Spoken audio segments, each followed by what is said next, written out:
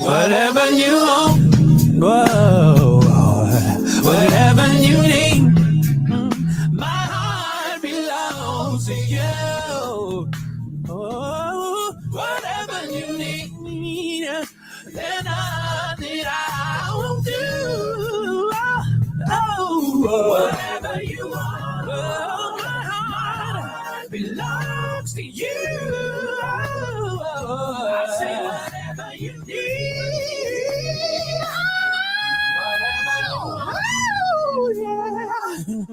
Whatever you need, my heart belongs to you. Whatever you need, there's nothing I won't do. Whatever you want, my heart belongs to you. I say whatever you need.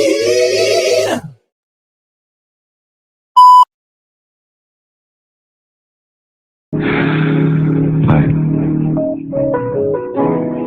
I know that there's more for you, more for us.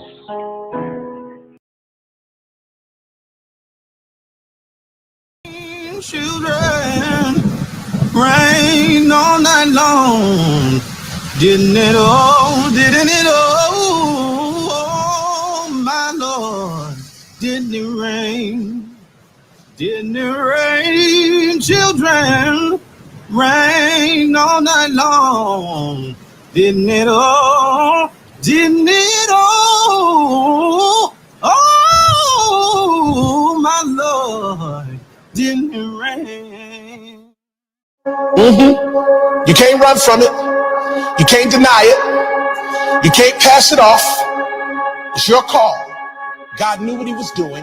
He knew who he was calling, and he expertly and intricately detailed every aspect of your life, your being, your persona, your psyche, your physicality, everything about you, from the texture of your hair to the color of your eyes to the way that you laugh to the fingerprint on your thumb. Everything is connected to your calling. And until you walk into the fullness of the thing that you were created for, you will find yourself frustrated.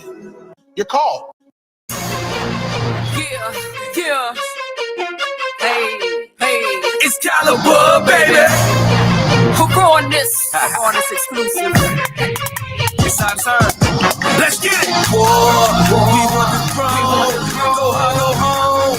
We want it all. Y'all ain't ready for this. Y'all ain't ready for this. Y'all ain't ready for this. Y'all ain't ready for this. Y'all ain't ready for this. Y'all ain't ready for this. Y'all ain't ready for this. Let's go. Drop it down. Let me see you do that work. Drop it down. Let me see you do that work. That boss made me go there. Boss made me go there. Boss made me go there. Boss made me go there. Drop it down. Let me see you do that work. Drop it down. Let me see you do that work. That boss made me go there. Boss made me go there. Boss made me go there. Boss made me go there. Came back to the game, cause I'm losing my patience. I ain't worried about nothing, man. Sitting around, stunting, man, the time getting wasted. So it down for you hitters. Nah, let me break it down for you hitters. My flow so deep, man, it weigh about 4 or 5 pounds on you hitters. I'm here to stay. I'ma hit on my business. Now runners in the building and I'm bringing that heat, man. God is my witness. I'ma shut it on down, and I'ma make the speakers bleed. And all the game really missing down the street. Got on record for my city, I'm record for my crew. Take the crown, you play around, ripping in the mic that I choose. I stay kicking that paper, got a lot of haters. I take ya, ain't nobody gonna stop me, cause I wanna never let the trap breathe. Let's go. We want the throne, we want it all. Y'all ain't ready for this. Y'all ain't ready for this. Y'all ain't ready for this. Y'all ain't ready for this. Y'all ain't ready for this. Y'all ain't ready for this. Y'all ain't ready for this. Y'all ain't ready for this. Let's go. Drop it down. Let me see you do that work. Drop it down. Let me see you do that work. That boss made me go there. Boss made me go there. Boss made me go there. Boss made me go there. Drop it down. Let me see you do that work. Drop it down. Let me see you do that work. That boss made me go there. Boss made me go there. Boss made me go there. Boss made me go there. How about a round of applause? How about a round of applause? Yeah, I ain't really saying nothing, man. You on the microphone, man. Put it on pause. Y'all let the chick go harder than y'all. Y'all gonna make keep embarrassing y'all, and they gon' say who that is, man. You know she go hard. Gotta get that paper, get them, and they gon' fall. I swear I'm about to win it. When they play it back in the bass drop in the club rock, and they gon' know this is hip hop.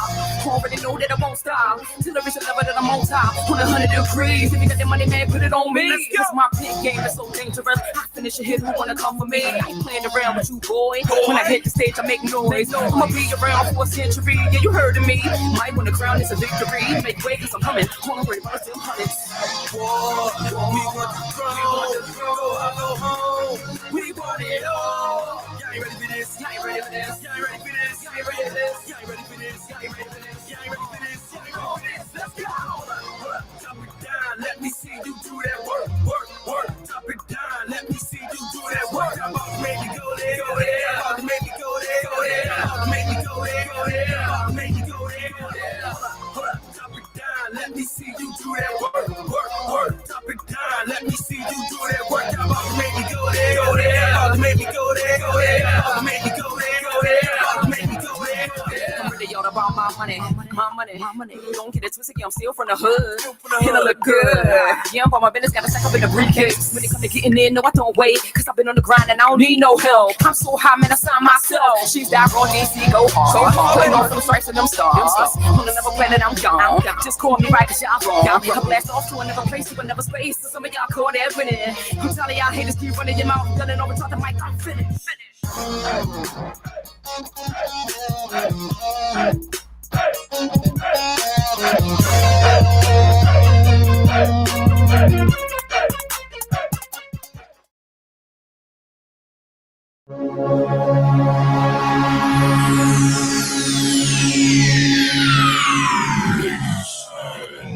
Gentlemen, may I have your attention, please? The show starts in 10, 9, 8, 7, 6, 5, 4, 3, 2, 1, go.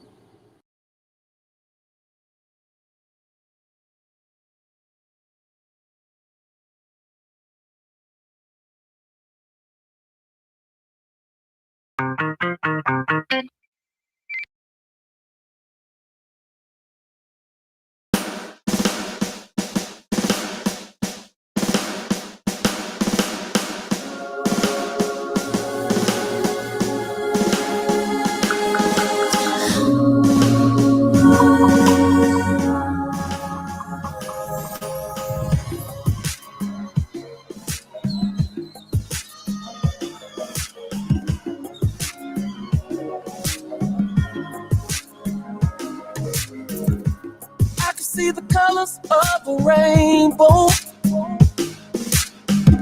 and I can feel the sun on my face. I see the light at the end of the tunnel, and I can feel heaven in this place. And that's the sign of a victory. That's a sign of a victory.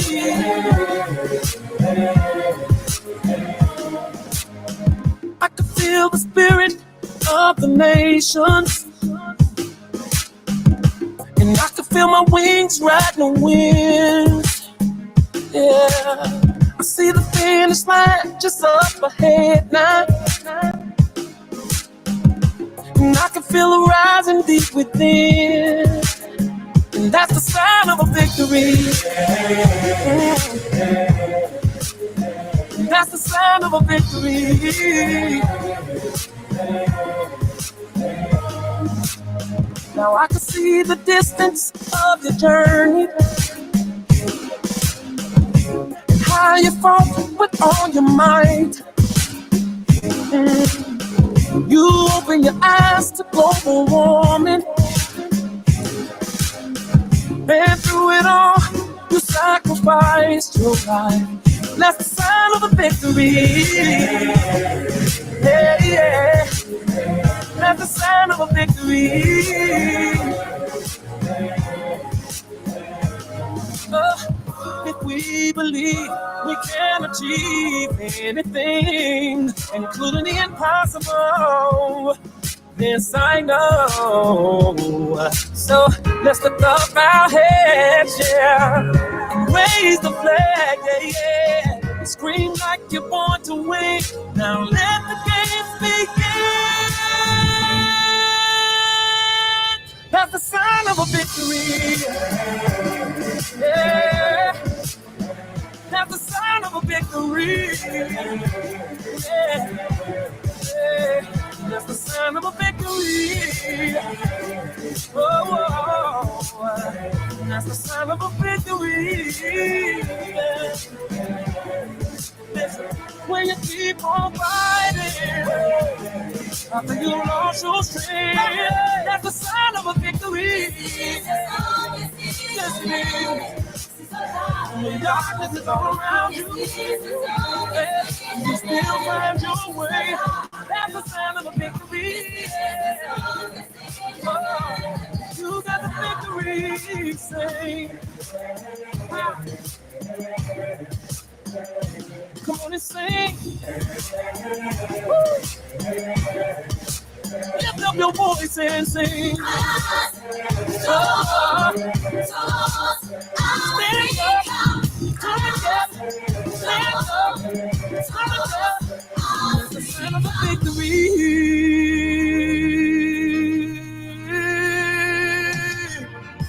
Oh, that's the sign of a victory.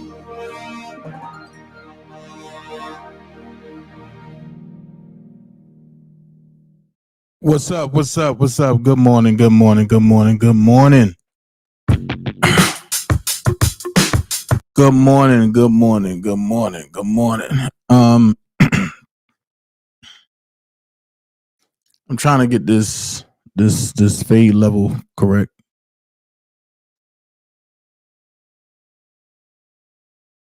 This fade level is crazy.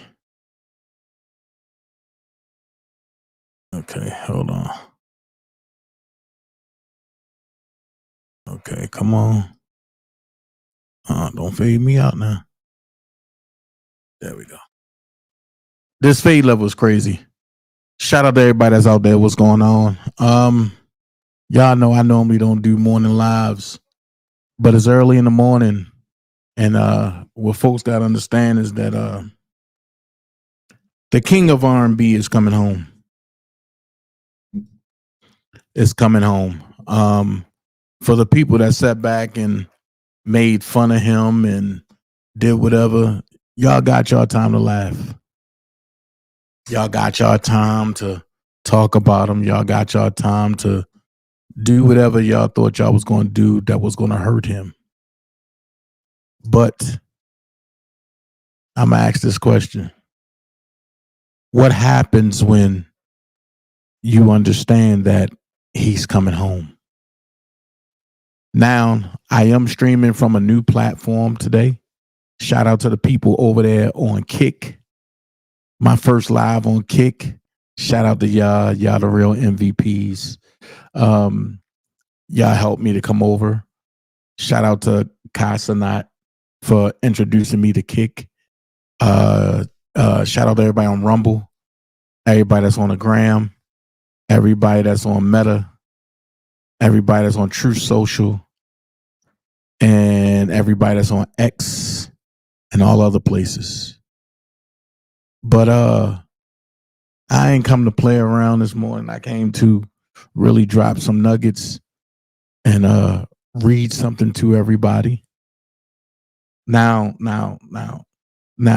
people looking at the thumbnail and saying, yo, this is crazy. Good morning, everybody. Good morning, everybody. Dream Team, good morning. Everybody saying that, oh, Trump is against black people. Well, first of all, you got to understand, and I got to bring it to you this way before I jump into it. Black people was a term for the Caucasian folks. We, as the ignorant ones, took the term and tried to make it ours. Time out for the ignorance. Time for people to wake up. I know a lot of people saying that they don't like Trump, and that's fine. You don't have to like somebody for somebody to do something good. And I said it once and I said it again. People labored for this day. I'm going to say it without saying it. People labored for this day. I've been through so much dealing with this whole situation. But people labored for this day. Shout out to Laura. I ain't going to say the last name because, you know, you got the people that go and look up folks and be like, oh, you did. Nope. Shout out to Laura. Shout out to Michaela and everybody that was involved with me having this 2-hour and 22-minute conversation and providing nothing but truth about the situation. So, without further ado, I ain't gonna hold y'all long. Let's jump into it. Here we go. Trump promises pardon of R. Kelly and nomination to cabinet level position. What that mean, Dana? Not only has Trump promised that he was going to pardon R. Kelly, he's now going to put him in a position in the cabinet of Trump. So Trump said, R. Kelly is a great guy. Trump announced Thursday on Truth Social, people are telling me we played his great songs at my rallies. Stop. If y'all can go back, I told y'all Wednesday night that I had a very important conversation on Thursday, right?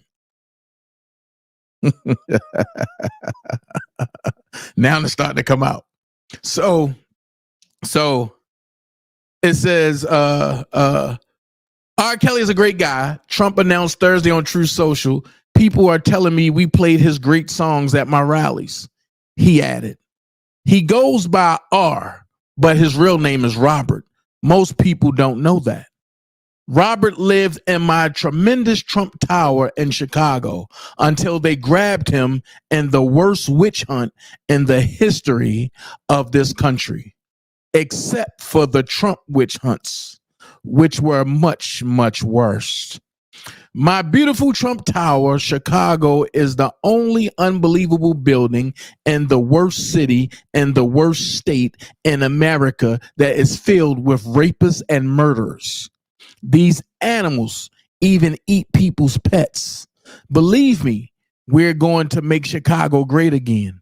I'll be sending in my military to put them in camps and deport them and make Chicago greater than ever before. The governor and mayor are low IQ and weak. On day one, I will give Robert a pardon and appoint him to my cabinet. America needs someone like R. Kelly very strongly to make America even greater than before. I'm going to say it again. On day one, I will give Robert a pardon and appoint him to my cabinet. America needs someone like R. Kelly very strongly to make America even greater than before.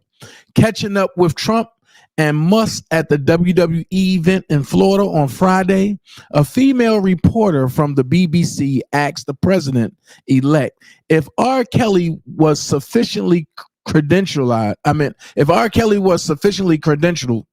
for such a high-level position in his administration. Okay, let me say that again. A female reporter from the BBC asked the president-elect if R. Kelly was sufficiently credentialed for such a high-level position in his administration. Trump replied, "That's a nasty question. You're a hostile woman," Trump said. "This isn't DEI. I picked the best people, the very best people. I would not appoint someone to my Trump cabinet who isn't qualified to serve under me in the Trump administration. No one can say there are no black jobs in my administration," Trump added. "No one can say I don't like the blacks. Kind of like killing two birds with one stone. 3, if Robert were a black woman," he said with a smirk and glance at Musk, who rolled his eyes and pursued his and pursed his lips in his own signature smirk. Black Republicans had campaigned for Trump, including Senator Tim Scott, Republican of South Carolina, Republican Byron Donalds, Republican of Florida, Representative Wesley Hunt, Republican of Texas, Representative John James, a Republican of Michigan, and Representative Burgess Owens, Republican Utah. At the Republican National Convention, Representative James even told black voters, if you don't vote for Donald Trump, you ain't black. Trump told supporters in Michigan he would put James in charge of bringing back the auto industry when it was at its height in the state. Trump has yet to announce that what James' position will be. A reporter from CNN followed. Hold on, let me pause there. Let me go back to his last line. Trump has yet to announce what James' position will be. But hold on. Just because he didn't announce what his position will be, didn't y'all say on the other side that Trump didn't hire people in his cabinet? So now that Trump is putting people in his cabinet, now y'all want to scrutinize the people that Trump put in his cabinet. Stop. Y'all can't have it both ways. Then it says a reporter from CNN followed up by asking whether Trump considered nominating Tim Scott or any of the other high-profile black Republicans to cabinet posts. Trump said, they're great guys. Trump said, they did tremendous things for me. They should stay in their jobs where they will do great things and help make America greater than ever before. Senior White House correspondent for Fox News, Peter Dauchi, who desperately lobbied to become Trump's press secretary, suggested R. Kelly had both federal and state convictions for which he was serving time in prison. Your pardon power as president only extends to federal crimes, Dauchi said, not state crimes. Trump said, you're wrong about that, Peter. I'm told Robert is only serving time in federal prison for made-up federal crimes. People are saying the state dropped its witch hunt after they knew he was innocent. But even if that's true, just wait to see what my Supreme Court says about that. I will have what all the legal experts are saying is blanket pardon power. I had the biggest landslide win in American history. The people will demand that I have unlimited power to carry out their mandate. I'm going to say it again.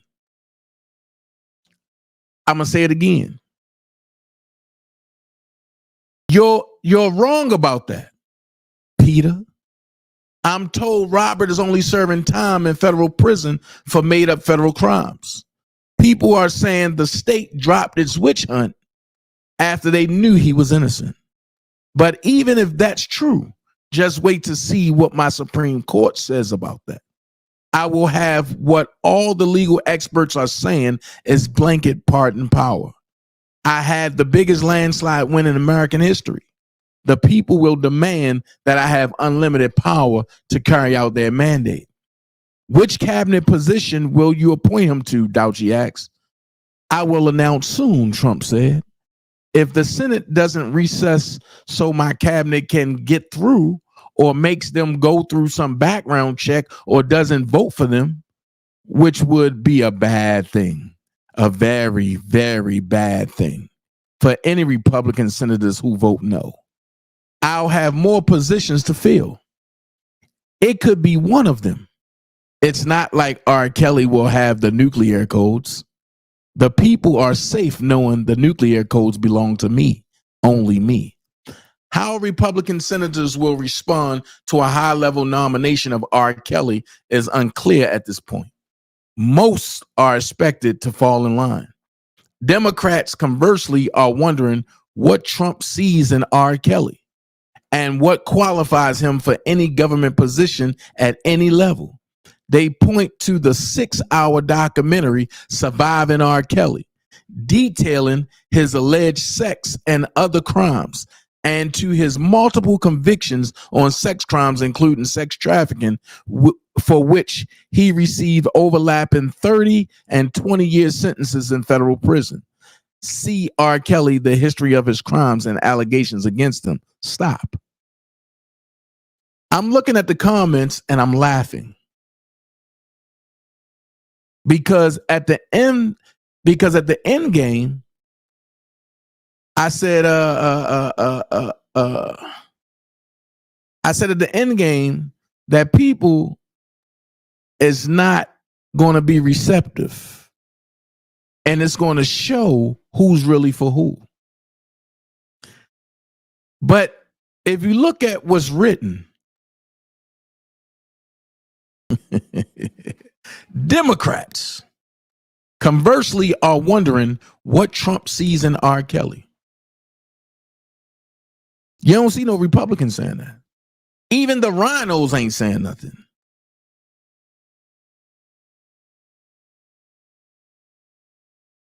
Now,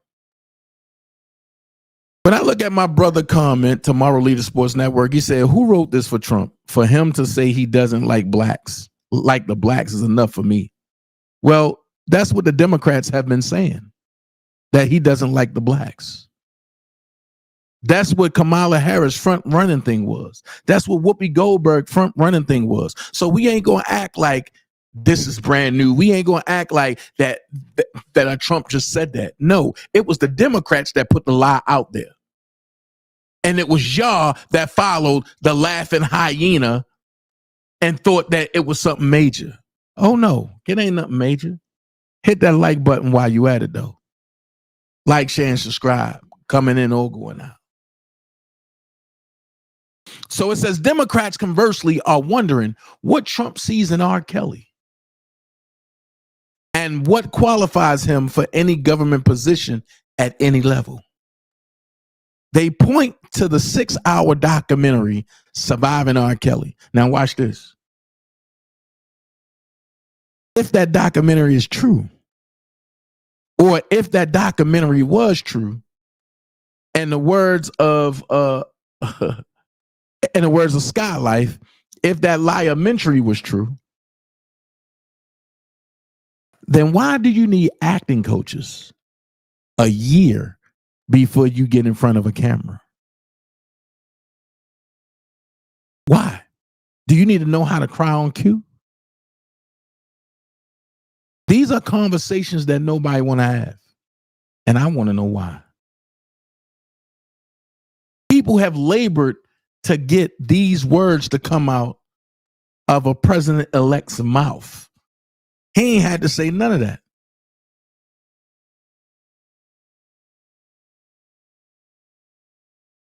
You know what I'm saying? Shawnee Wright. He put Jennifer Hudson in Trump Tower for free, as long as she needed a place to stay after the murder of her family members. Facts. So who had an acting coach? Every last one of them. If you appeared on Surviving R. Kelly, you had an acting coach. The only one who didn't have an acting coach was Dominique, and they chopped up what she said. Now have anybody come and debate that with me. I bet they can.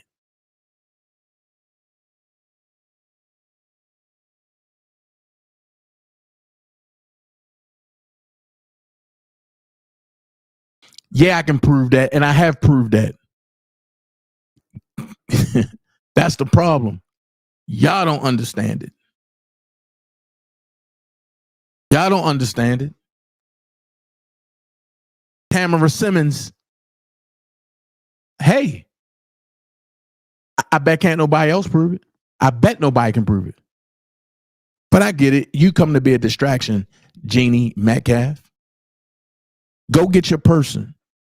Have them jump on. I love to destroy them in front of everybody. Yeah, I know. Yeah, I know. I know. I'm dead ass serious.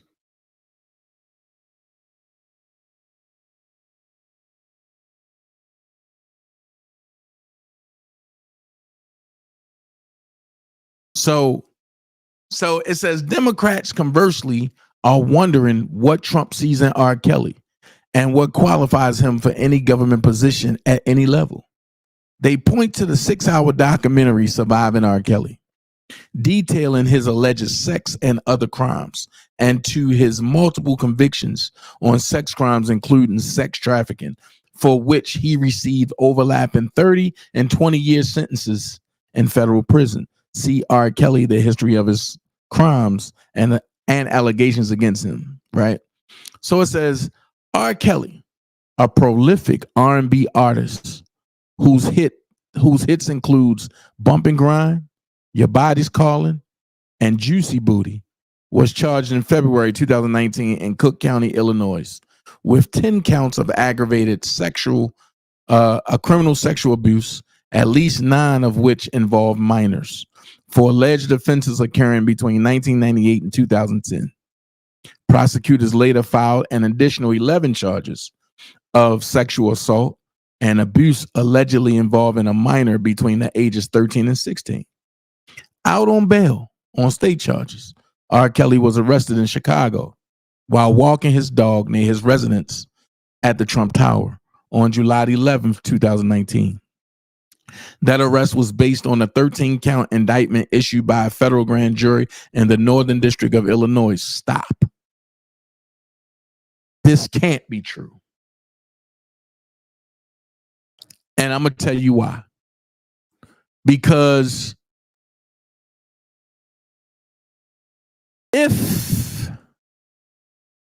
and I'm going to go here, if that arrest was based on a 13-count indictment issued by a federal grand jury in the Northern District of Illinois, why did New York come and get him then? That means if Illinois charged him, but New York came and got him, that's a conflict of interest. When Jussie Smollett got charged in Chicago, Maryland ain't come and get him. This is what I mean. This is what I mean when I say people don't understand the law. People don't understand the law. The arrest was based on a 13-count indictment issued by a federal grand jury in the Northern District of Illinois, right? But New York came and got him and housed him. And New York tried him first. Now watch this. During the Trump administration, charging him with possession of child pornography, enticing a minor to engage in criminal sexual activity, and obstruction of justice, which he was acquitted of. Watch this though.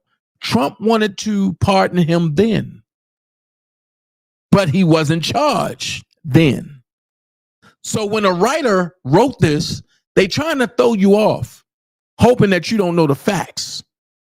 But dealing with somebody like me, I know the facts. I was in the mix.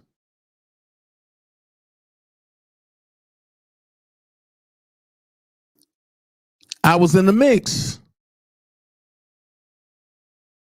You know, I'm sitting here trying to be lenient to you, Jeannie. I don't know who you are. And like I said, I'm not going to play these games with you.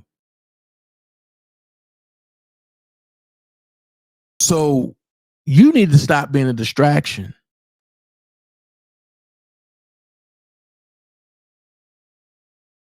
It's not up for you to know or for you to understand. It's none of your fucking business, actually.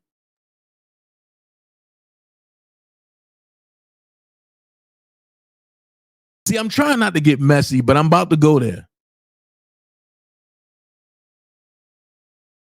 And you ain't asking me questions and you saying a bunch of boopla and I ain't blocking shit. My hands are here. I'm reading. But if someone blocked you, then guess what? That's how they felt.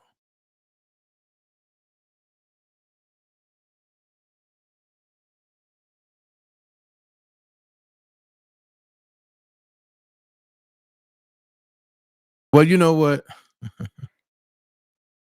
This is what I love. You know what? I'm trying to be so lenient, you know what I mean? So nice. So hold on for a second, y'all. Hold on. I'm trying to be nice. I'm trying to be lenient. I don't want to be a butthole.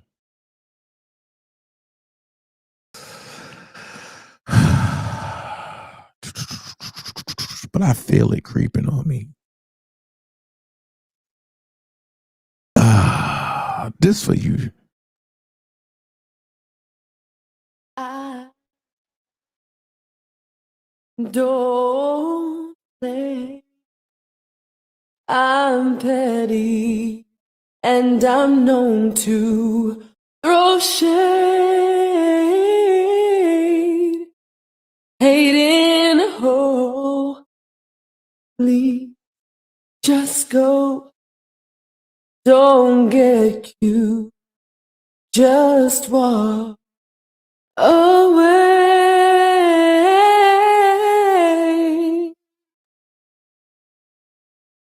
Girl, bye, bitch, listen, fuck you. Bitch, listen, fuck you.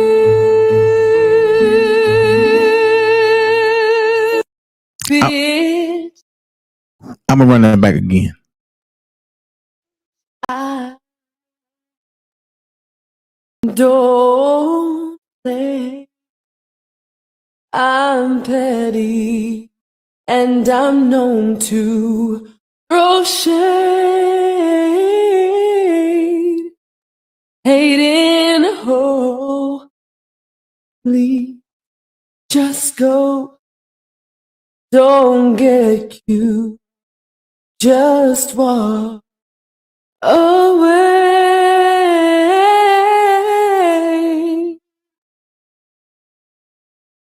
Girl, bye, bitch, listen, fuck you. Bitch, listen, fuck you.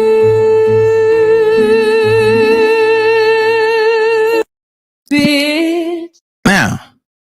Now that we got that out the way, man, like you know what I mean? Y'all gotta excuse the ignorance when people want to jump in the chat and say little things. Like, I mean, it's crazy. And it's all to be a distraction and to throw people off of what's going on. Like I said, a lot of people is not happy about none of this. A lot of people don't think Rob need to come home. You know what I mean? Excuse me, but a lot of people don't want him to come home. But for the people who don't like me, this for you. If you don't like what I say or do, pretty please for your sake and mine, unfollow me. Unfollow me. If I make you feel some type of way, unfollow me. If low key you're just here to hate, unfollow me. Don't be in my comments, write no essay. Unfollow me. Not tomorrow, gonna do it today. Today. Unfollow me. Hell yeah. Unfollow me. Get on. Please. Move on what you say. No. Don't swipe just. Don't scroll just. Before you leave all my pain. Don't come back this way. Don't like what I did to. What the hell is within you? Don't care what you've been through. Don't mean to offend you. Just unfollow me.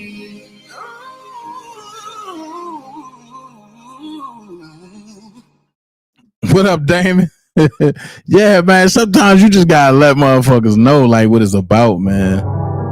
Hold on. I ain't want to run back again. If you don't like But you know what? Let's run it back again. what Let's I run it back say or again. do, Let's run it back again. pretty please for your sake and mine, unfollow me. What you got to say about that, yo? If I make you feel some type of way, if low key you just here to hate, don't be in my comments, write no essay. Not tomorrow, gon' do it today.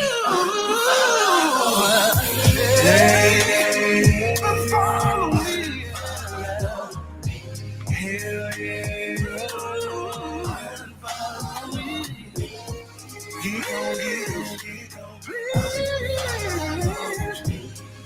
I'm here with it. Don't swipe just, don't scroll just, before you leave on my page. Don't come back this way. Don't like what I did to you. What the hell is within you? Don't care what you've been through. Don't mean to offend you. Just unfollow me. Plain and simple. Plain and simple. If you don't like what I say or do, you don't like what's going on here, over here, then guess what? It's a solution. Unfollow me. Because I could have hit her with the other joint. Hold on. I could have hit her with the...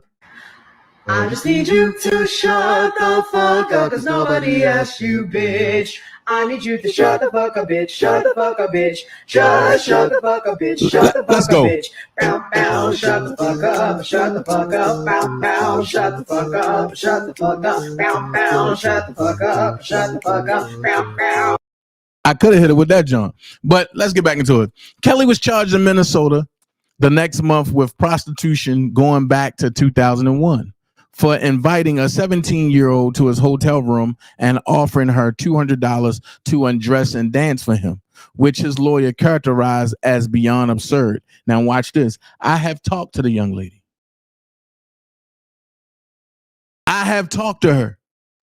And she said she didn't even know these charges were opening back up. She tried to tell me that it wasn't her, but I had to break it down to her like, yo, this is really you. And she was like, but I didn't do this.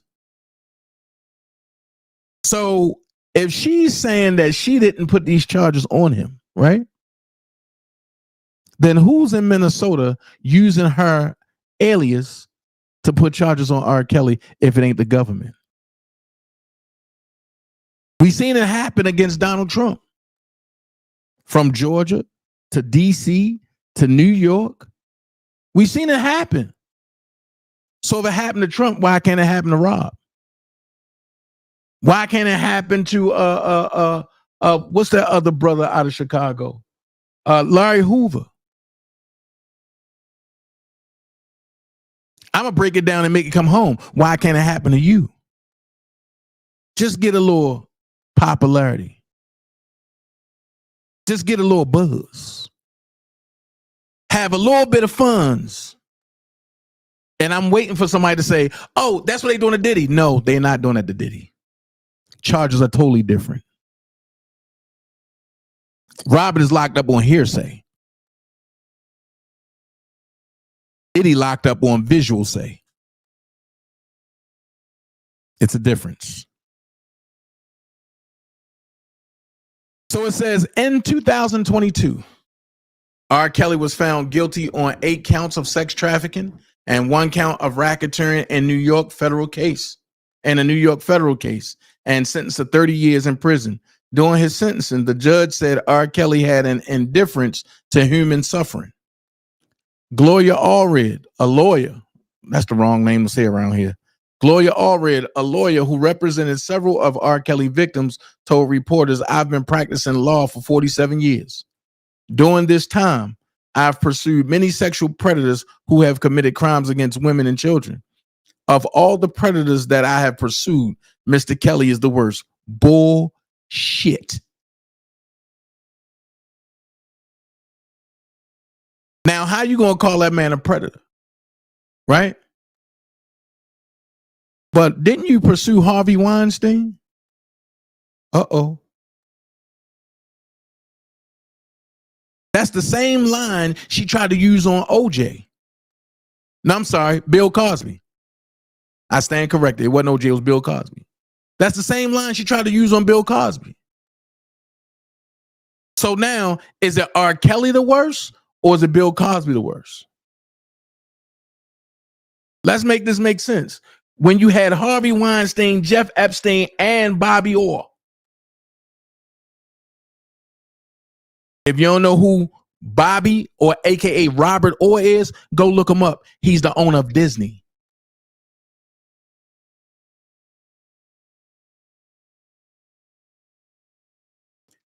But let me finish this because I got something to say about what's going on.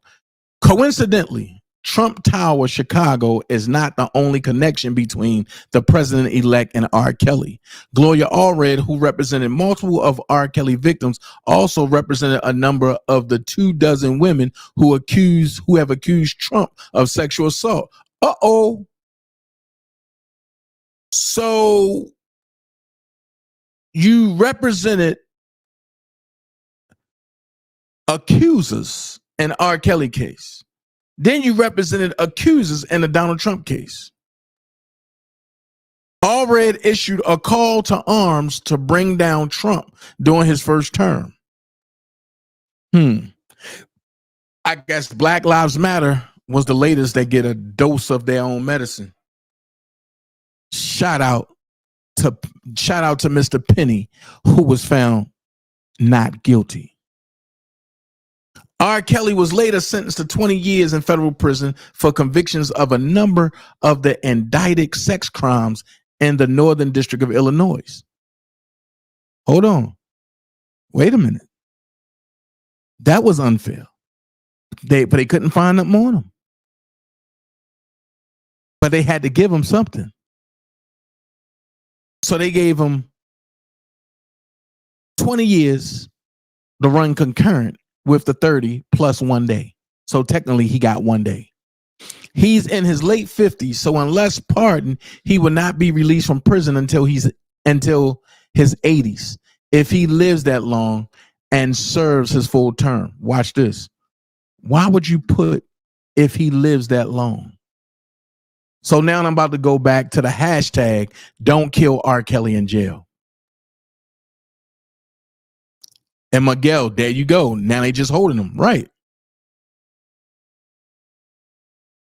So it says Republican Senator Lisa Murkowski, AK, wherever that is, recently announced she won't vote to confirm any of Trump's nominations unless they get a thorough background check by the FBI.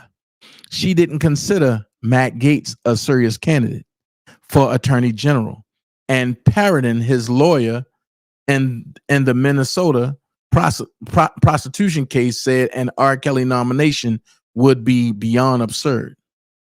Trump and his transition team have refused to sign documents with the Biden administration that will authorize the DOJ and FBI to screen his choices that require Senate confirmation. Murkowski said the president-elect isn't trying to field qualified candidates to fill the most consequential positions in the executive branch. A reporter from MSNBC asked the senator why the president-elect would nominate someone with an extensive history of sexual violence, sex trafficking, and possession and creation of child pornography who is serving what appears to be a life sentence in federal prison. This is what was said. What's going on here with many of his nominations, Murkowski said, is an effort to normalize sexual misconduct and sexual violence against women and girls from the top of his administration down, to send the message that sexual violence against women and children isn't so bad, and to drive victims of sex crimes further underground. Such crimes against women and children are already significantly underreported, If Trump succeeds in R. Kelly's nomination, he will have someone in his administrations whose conduct is even worse than his own and worse than several others Trump nominated who have been accused of sexual violence against women and children. It's a counter to the Me Too movement to demonstrate men's dominance over women and their bodies in line with Dobbs. Stop. So, this person wrote, my brother, the very talented fiction writer and novelist Robert Hudson Van Wagner, deserves considerable credit for offering both substantive and technical suggestions to the medium.com. Okay. Rob's second novel is a beautifully written suspense drama. Okay, just talk about the stuff they're doing. Okay, boom. Okay. And just talk about that. But let me talk about this real quick. Whoever this what's her name? Whoever Lisa Murkowski is, she said Robert would be worse.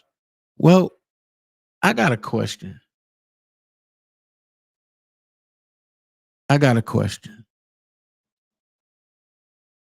You can't go off of lies, right? You can't go off of things that you think was done. Because if I can recall, you wasn't in New York, and I don't think you was in Chicago. But since we want to talk about crimes, right? Since we want to talk about crimes, since we want to talk about R. Kelly being the worst, let's just dive into the Democratic Party real quick. Y'all have your own keywords. I'm talking about the Democratic Party.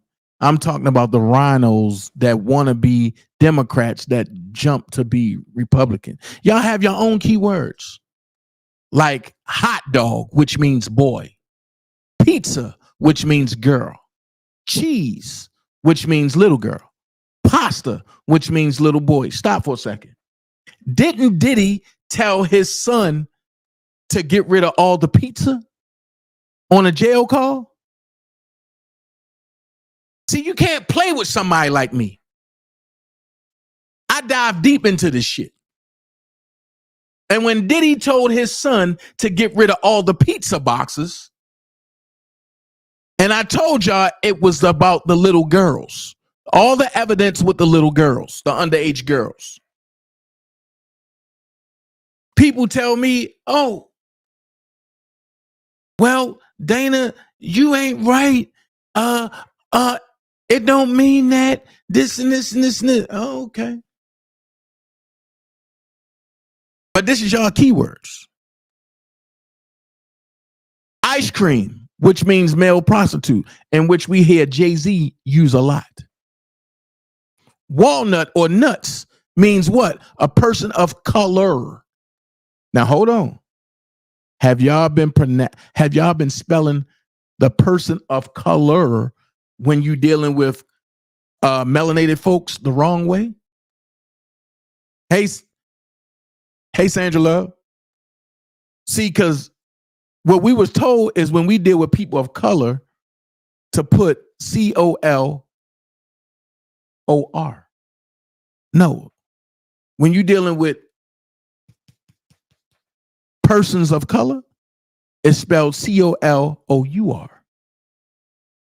When you're dealing with objects, talking about color, is COLOR.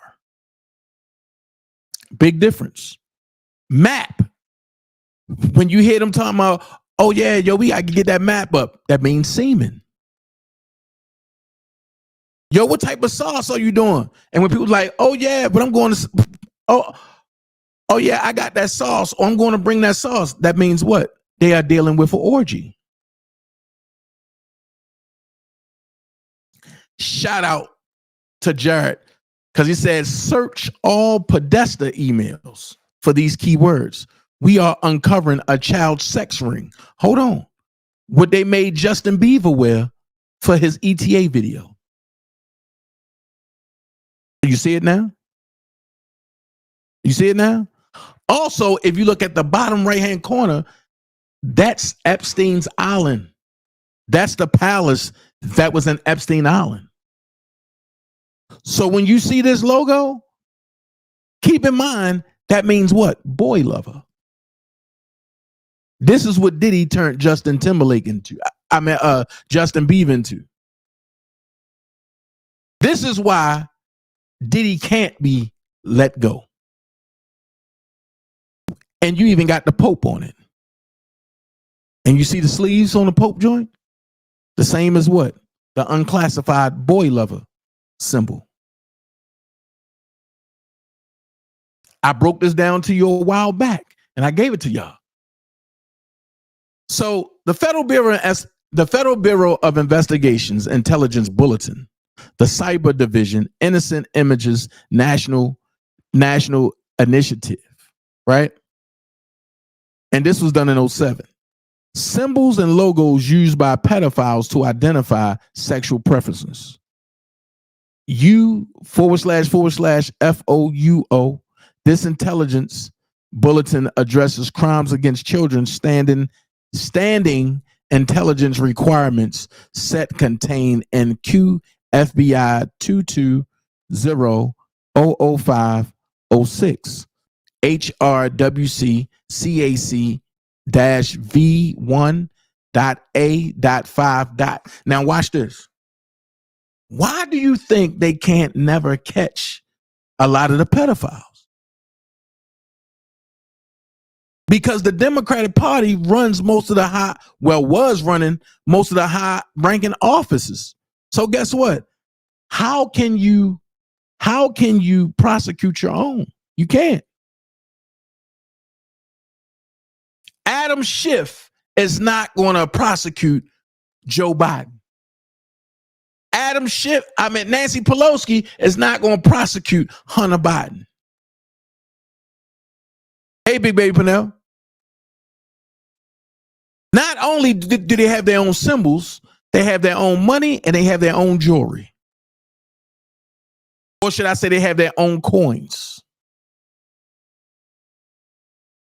And for the people, but I say, R. Kelly this, you have never seen R. Kelly with none of these logos or even talking about these logos or even dealing with these logos.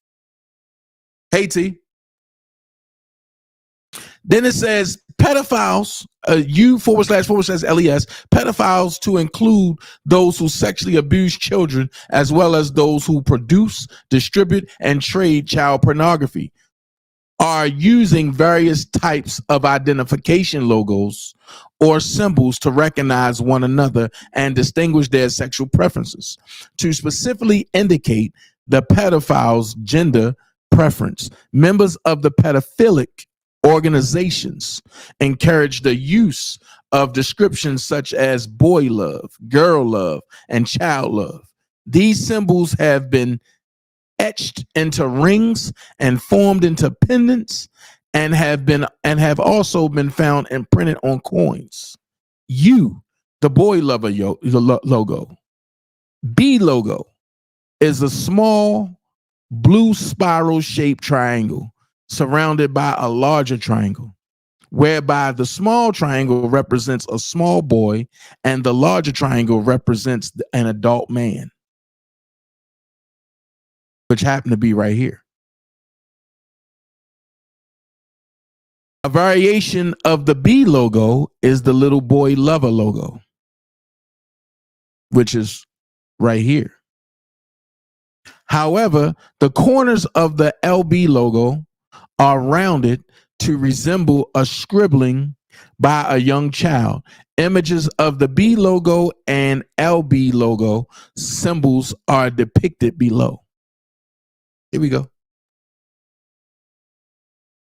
And once again, I'm talking about this after folks should have already known about this because I have already came out and said something about this. But hold on. People don't understand just how serious this is for me, right? So I'm about to do something, right? I want you to hear.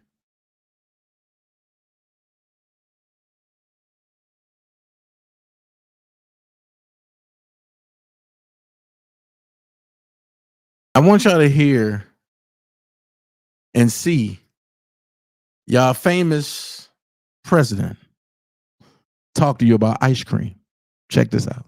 Relationship with Joe, and what do I need to know? Like, what's the thing about the ice cream? He loves ice cream. Tell me about that. Well, listen, ice cream is big. Pasta with red sauce, he can go deep on that. Hold on. Ice cream, male prostitute this big with pasta, little boy, and red sauce. Decode that. You got a male prostitute that have a little boy that want to have an orgy. No, I'm sorry. You have a male prostitute that want to have an orgy with a little boy.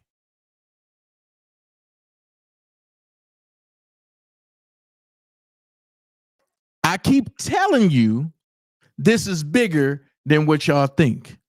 Let's finish. Relationship with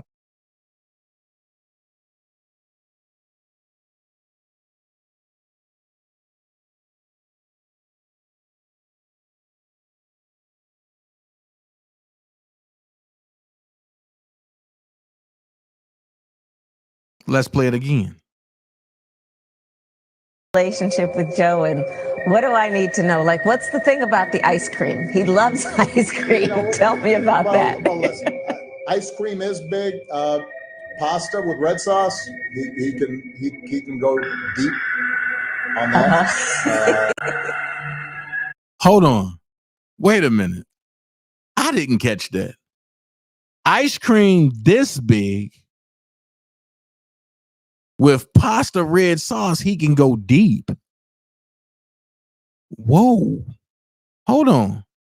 Relationship with Joe, and what do I need to know? Like, what's the thing about the ice cream? He loves ice cream. Tell me about that. Well, listen, ice cream is big.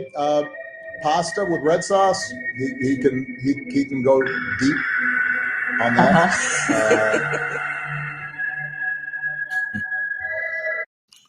Man.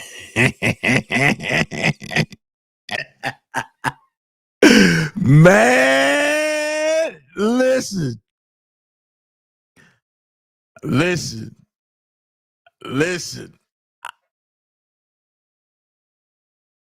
Ice cream this deep with pasta that loves the red sauce, he can go deep. Listen. Come back. Nope. I got a little bit more time. And see, and I'm trying to be sparing because I know when I get into stuff like this, I can really go into stuff like this. So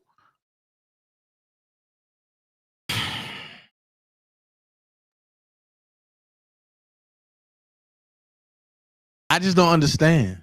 Like, why would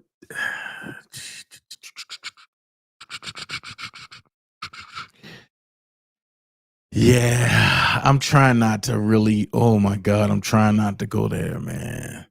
Because that's going to cut into what I'm doing this afternoon. And I really don't want to cut into what I'm doing this afternoon. Like I said, I'm doing this exclusive on this, right?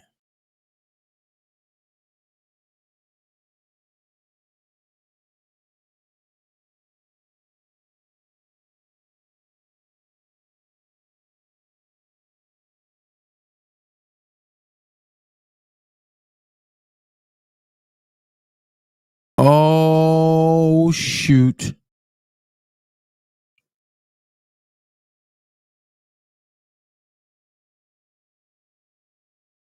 Oh, shoot.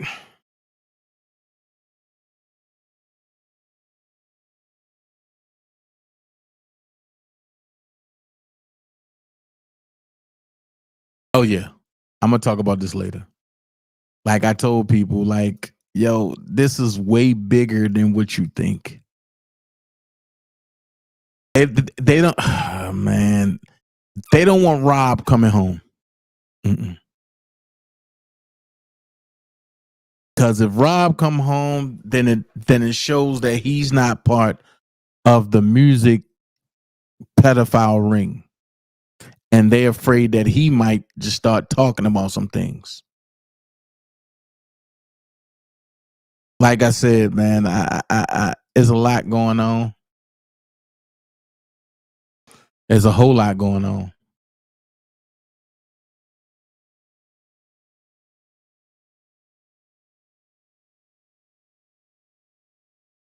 It's a whole lot going on that a lot of people really don't understand. So if you're not really dealing with this, like if you're not really in the know and you ain't dealing with this on a regular basis, and you wouldn't really understand what's going on. You really wouldn't understand what's going on. So I just, oh man, this is bad. This is really bad. This is really bad. And the one thing I'm gonna tell you is for people who don't believe that Jay-Z is really part of that underground funnel, I'm just gonna show one picture.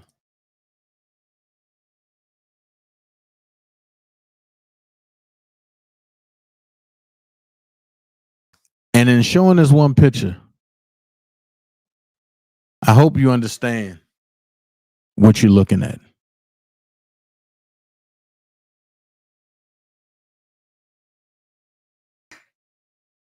I'm going to leave that right there.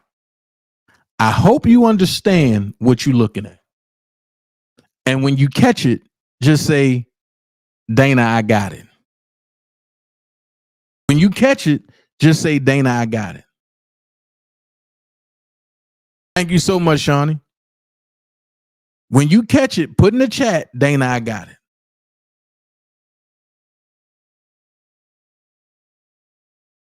That's cool, TT.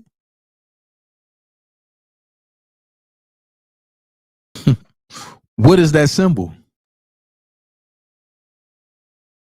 G code. What is that symbol? No, Galatians, what is that symbol? I was doing 55 and 54 from his song 99 Problem. Jay-Z turns 55. P. Diddy was arrested at 54. Oh, the gatekeepers are exposing that part right there. G code, are you on it? Dynamite said, Dana, I ain't got it. Okay. The question is, what is the symbol? What is the symbol? And if you ain't upset about what this symbol is, I really think you don't deserve to have any offspring. Blessed and anointed, how are you? This symbol is a horrific symbol of a child.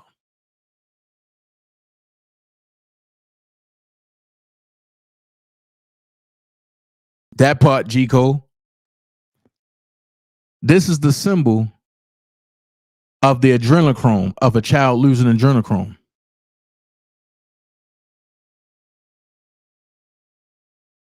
So you also got to realize that Jay-Z is friends with the what you call that lady? With the spirit feeder. Make it make sense. This evening is going to be bad. This evening is going to be bad. And I know folks going to be like, oh no, you can't. Dana, don't do that. Don't do that.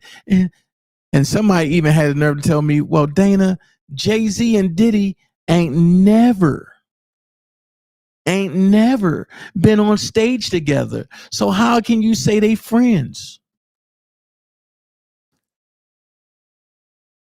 When that person emailed me and told me that angered me. Not knowing that you really don't know who you're dealing with when you say stuff like that.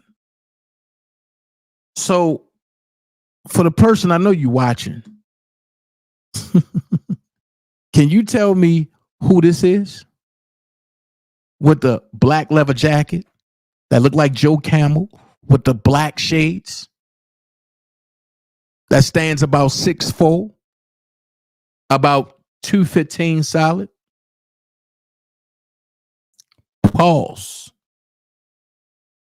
Can you tell me who this is in a brown jacket that stands about 6'2" with wavy hair process and the Sean Combs jeans? And before I hit this play button, hold on. Rockefeller show, motherfucking city, nigga. I love New York. Who gon' respect this hustle? Now what you know about that? Hey, Rockefeller show, motherfucking city, nigga. I love New York. When I played football and basketball, I hated when niggas slapped me on my ass. And you're an R&B artist and you get slapped like this? Rockefeller show, motherfucking city, nigga. I love New York. Who gon' respect this hustle? Now what you know about that? Hey, Rockefeller show, motherfucking city, nigga. I love New York. Who gon' respect this hustle? Now what you know about that? Now for the person that said that they never appeared on set, they never appeared on stage together, understand who you dealing with. Because when you playing with me, you ain't playing with nothing nice. And when it get to that point, I'm not going to play with you. So with that being said, like, yo, never come at me with no type of opposition if you don't know what you're talking about. This political game is deep. Very deep. And what a lot of people don't understand is that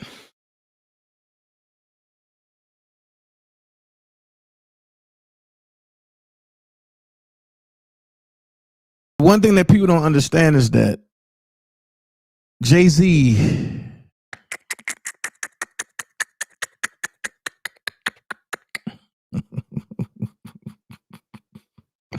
Jay-Z has put out a post and said he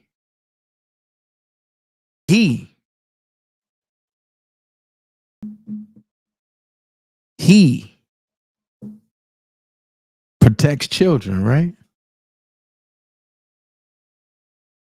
But Beyonce has always been susceptible to a few Freudian slips.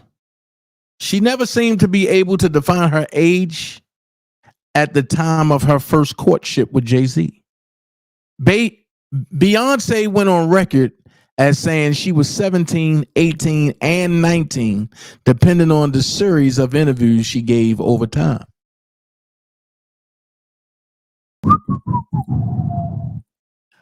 You know, I'm about to jump into my Cat Williams bag because I think it's time to tell it all.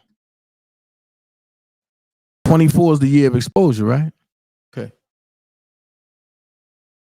Beyonce said, we don't know the exact date when but they said, we don't know the exact date when Beyonce and Jay-Z met.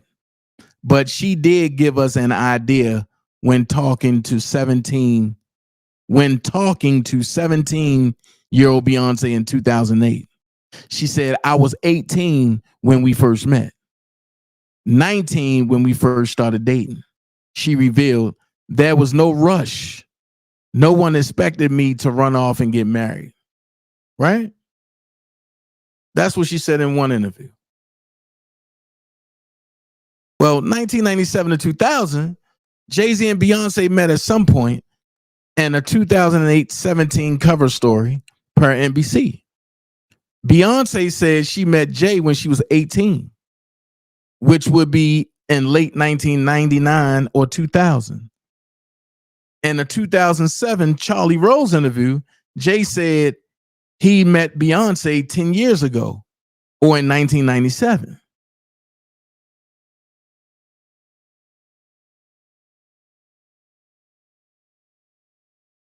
In 2008, Beyonce said she was 18 when she first met him, 19 when they first started dating.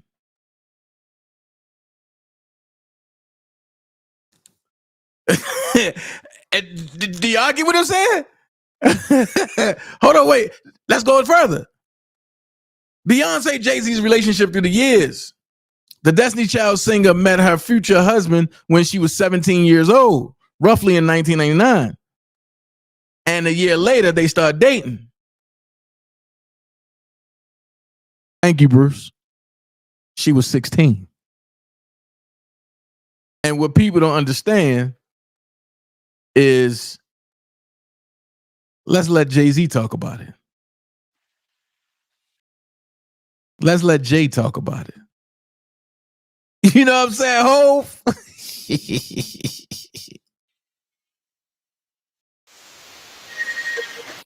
You know what I'm saying, Hov?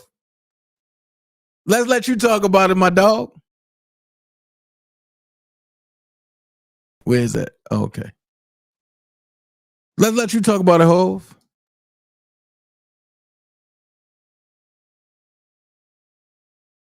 Ooh.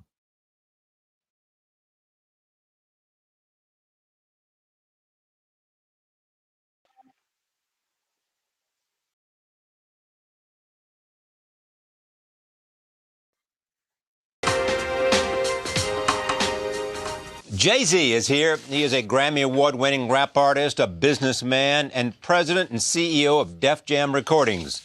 American Gangster is his latest album. It was inspired by the film of the same name, Inspired. Here is a look at the music video for the song Blue Magic. I'm very pleased to have Jay-Z back at this table. Welcome back. Thank you. Thank you. Good to be back. Tell me about what it was about this movie that inspired you to do this album. It's a New York City tale, you know. So as soon as the movie came on, it was like familiar things that my pop's seen and my uncle's seen, and you know, different things like that, things I've seen growing up. So and it resonated with me in a way, the story, as well as, I mean, even though everything happens, you know, the way it turns out, you know, it's one of those movies that you champion the good guy, because the good guys, you know, he don't seem like a bad guy, and the bad guy, I mean, the good guys are bad. It's, you know, that complex, the complexity in human beings in this thing was amazing to me. I love the complexity in human beings. Like, you know, you have one guy, the good guy, you know, these guys are supposed to be cops, you know, they're corrupt cops, and, you know, they're extorting everyone, and this guy's supposed to be a bad guy, and he's having dinner with his whole entire family there after he bought his mom's a huge house, you know, so it's just and the cop, who's a straight guy about corruption, you know, has this sort of wild, and his life, personal life is falling apart, you know. Frank Lucas leads a reasonably normal appropriate, life. normal, but he's doing all these corrupt things and making all this money and engaged in brutality. And that means, you know, everything's not cut and dry. Some people try to read that it somehow took you back to the street.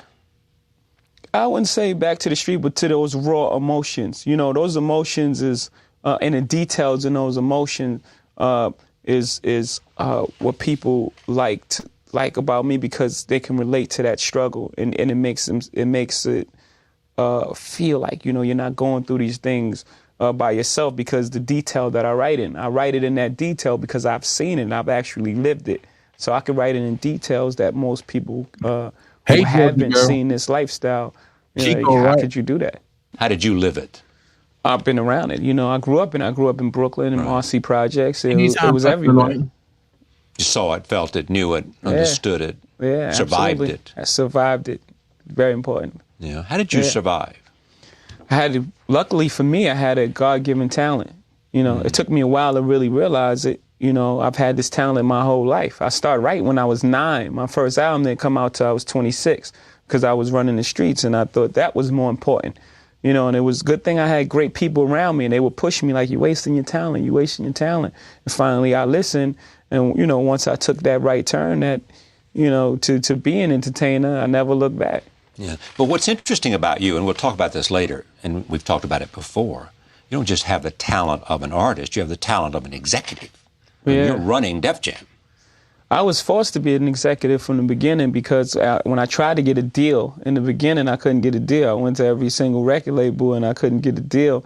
So it was either give up and go back to the streets or, you know, create our own avenue and lane to, I'm glad somebody you know, be heard. So we started a thing called Rockefeller Records, you know, and we pounded the pavement and we worked hard and we put our hustling mentality to work, you know, invest back in the business and, you know, keep going. And, you know, it worked out. It worked out for me. Yeah. When you went, what made you decide and what did you want to do when you saw this movie and was so inspired by the emotional connection? That what did you want to do? You wanted to put together what you felt in a... What I did was what I ended up doing, and this wasn't my intentions in the beginning. You know, it just felt familiar. It was something that felt familiar and something that I was inspired by that I wanted to do.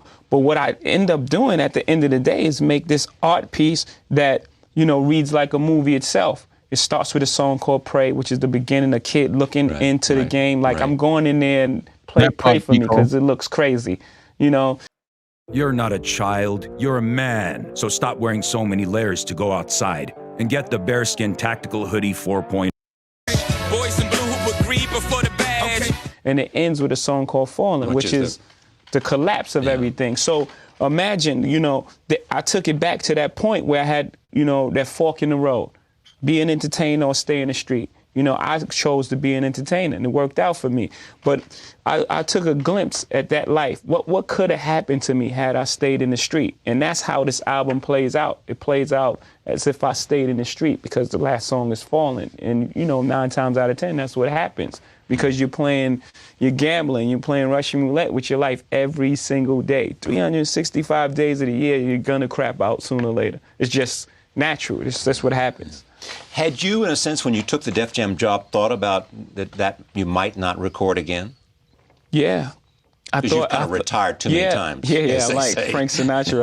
Yeah. Exactly. Many people ain't know that. What I thought was, this is my next step. This is the you know, my next step in the evolution or whatever for me. You know, to ascend to this executive level, this is what I'm supposed to be doing. And everything I do it with the culture in mind, with hip hop and with our culture in mind, like to do things like that, to ascend to levels that other people haven't. I mean, as an artist, you know, and be successful at it, that means the door's open for the next generation, you know, of artists. So I thought that, you know, this is something I had to do.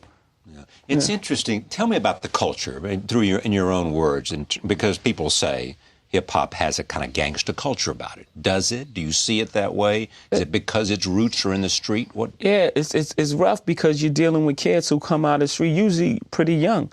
You know, when you get your deal, you know, the average age guy has to be like 17, 18 years old, and you're fresh out of these neighborhoods. And these neighborhoods, the things that's happening in these neighborhoods, and one day people may have never experienced the things that's happening in this neighborhood in their whole entire lives. You know what I mean? Yeah, so sure. when these guys are coming fresh out of these neighborhoods and they're recording, so they don't have any sophistication. They record what they know and what they've seen. Yeah, they record what they know and they embellish, of course. Right. You know, because fantasy is just the base. Fact is just the basis for great fantasy. You know, they embellish and they take it to make it more exciting. Yeah. You know, but for the most part, this is their mentality. This is the neighborhoods that we're raised in and we're coming up out of. Where do you see yourself in this whole sort of panorama of hip hop? I mean, you are the guy. You are the man. I like to believe that. Well, you know that. I think I'm an ambassador. You know how for I know that? Because they all take shots at you. Yeah, that's right. That's how right. you know you're absolutely, the guy. Absolutely. You know? That's right. That's all great sort of I'm deduction. going to lean on his turf. Right. Because if I lean on his turf, right, it says something about me. That's right. Right? Absolutely. I look at myself as a person that, at the forefront as an ambassador for hip hop. Like I said, when I do things, I try to represent the culture in the positive light to show that we can mature. I was that guy as well. I was that guy. I was reckless and, and the whole nine. I was a product of my environment. But as I grew and I got to see other things, my sophistication level, it rose. No pun intended. No. That's the word I like. After the Imus incident. Yeah. And Russell. Yeah. Your friend Russell Simmons. Yeah. Who's also had an entrepreneurial instinct. Absolutely. Instinct. The Godfather. The Godfather. They began to say things like, we got to clean up the lyrics. You felt like Russell had gone too far. Yeah, I thought it was misguided. I thought it was misguided because you don't use that incident to say, okay, now let's do this. Because now you're blurring the issues. Those are not the same issues. Imus in hip hop, that's not the same issue. He made a racist remark, and he's an entertainer. If he would have said, I made a joke and it went too far, that's understandable. Then I would be on his side. Like, the guy is a comedian. He's a shock jock. That's what he does in the morning. He's going to go too far. Because that's what he does. He pushes the line. But that's not what he said. It's the same. Yeah. The same thing is true about rap artists. Absolutely. They go too far and they push the line. Yeah. And that's what you do as an artist. Your defense of them is they're entertainers, and they say they're entertainers, and so they're some variation of being lyricists and poets, and they choose the language to express their emotion. Right, but that's different than making a racist remark. That's not the same issue. And I have no problem having a dialogue with anyone about lyrics and censorship, but we have to have the dialogue. First of all, you can't talk at me. We have to have a conversation. You have to talk to me. And we have to have the conversation with everyone. Everyone has to be involved. Hollywood's involved. Right, that means you have to take the task, the movie industry. That means you have to take pornography sites. That means you have to take these violent video games. Right, you have to take everyone to task. Don't just pick on like. Should everyone be taken to task? Yeah. And we have to have the conversation with everyone. Everyone has to be involved. Hollywood's involved. Right, that means you have to take the task, the movie industry. That means you have to take pornography sites. That means you have to take these violent video games. Right, you have to take everyone to task. Don't just pick on like. Should everyone be taken to task? Yeah. Like I said, there's things wrong. Just don't pick on hip hop. Is your point? Exactly. There's things wrong with every industry. There's no industry that's perfect. So, of course, there's a line where we can have a communication and a dialogue about it. Of course. But don't just pick on hip hop. That's unfair. And do you think it's unfair targeting? And it seems like we're the easy target. So that's what everyone going. They know if you take on Hollywood, you have high-priced lawyers and you have big people that you have to fight within hip hop. Within the movie industry. In fact, and all you've said there's more killing in the movie than any song that 50 Cent has ever sang. Grand Theft Auto 3, forget about it. Yeah. Right? Yeah. Any movie, absolutely. Pick one. But you also don't refrain from using words that sort of, that N-word and things like that. Yeah. That if other artists used them, then they would jump on them. Yeah, I think you have a license that many people don't have. Yeah, but when it's something funny when you suffer through the experience of being black, it gives you the license to do, to use that word. And I believe this is what I believe. This is my belief. I believe people give words power. Yeah. People give words power. We can't remove a word and then fix what's going on. Now, if we're having a conversation and we're talking about let's get better schooling in these neighborhoods, you know, to uplift the community and give girls self-esteem so they won't refer to themselves as B's and H's, and, you know, the guys can respect them because they'll respect themselves, and let's fix the roads, and let's, you know, when we have an election. I got a question. How can you defend the pornography art and the art that you're talking about and the art that you in, but then turn around and talk about uplifting girls? Make this make sense. Make this make sense. Make this make sense. It's in your face. And let's make sure, you know, some of the things that we say we're going to do trickle down to those communities. Then we're talking about something real. If we're talking about removing the word, then the word changes. Okay, let's remove the N-word. Then it's porch monkey. Then it's coon. Then it's... all words I've heard in my life. Yeah, these words, they exist. Okay, now we're switching word to word to word. What do we take every single word off the table? Like, people give words power. So if a person is racist, whether he's saying the N-word or he's saying coon, it's the same exact thing. So absolutely, it's really just a gesture.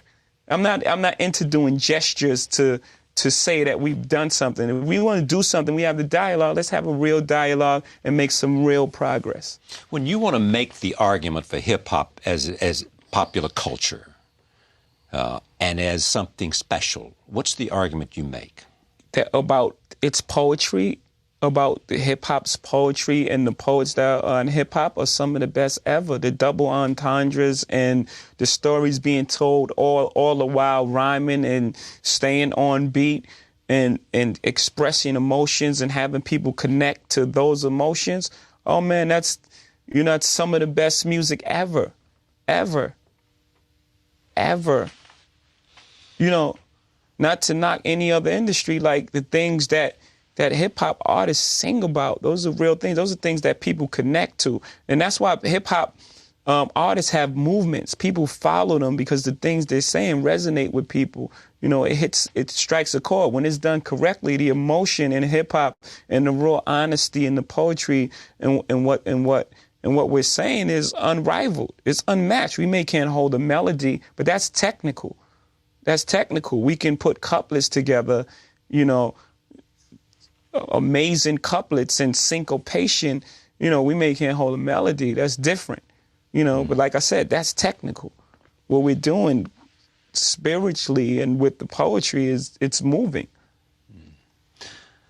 When you went into the studio to make this album, American Gangster, there was a buzz about you. Jay-Z's back.